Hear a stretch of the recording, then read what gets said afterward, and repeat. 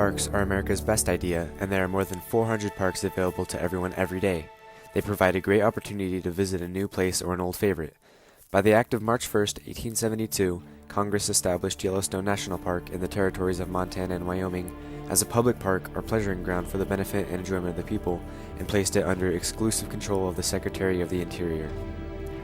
The founding of Yellowstone National Park sparked a worldwide national park movement. Today, more than 100 nations contain some 1,200 national parks or equivalent preserves around the world. The generally accepted definitions of a national park stresses the need for minimum interference with natural conditions. Perhaps the ideal national park would have no roads at all.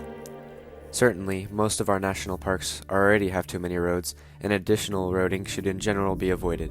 Few, if any, roads have been located and made according to any plan of management for the park. A carefully explained policy of minimizing roads in national parks will do much to educate people as to the appropriate use of national parks and encourage them to use their legs instead of their cars. Present roads in national parks do not necessarily reflect the specific nature and purposes of national parks. There are others that say that having a more modernized national park will attract more visitors that supply the national parks with their income, because nothing today is free. National park visitation generated $32 billion for the U.S. economy and supported nearly 300,000 jobs in 2015, according to the National Park Service's annual report on the effect of park visitors spending released today. The number reflects the economic impact national park visitors have on gateway communities, including sales, lodging, and jobs supported, as well as the impact on the national economy as a whole. In today's times, many may speculate that if there are modern necessities like roads, bathrooms, and coffee shops in the national parks, that most people won't go because they lack the comforts of the way of life that most of us grew up having at our fingertips.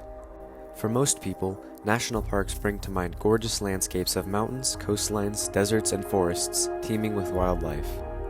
Yet many of the 412 locations in the national park system include historic buildings that tell stories of the people who built them and how they were used, so to say that any sort of man-made structure in national parks is a bad thing is just absurd. Some of the architecture is simple, some enters into the realm of art, but all of it is worth preserving. In most cases, they are simply the roads and vehicular tracks that were there before declaration of the park. Conversely, existing roads for which such plan has made no provision should be closed and revegetated. While development in our national parks is necessary to sustain them, roads and buildings should be built only if necessary and if they have a low environmental impact.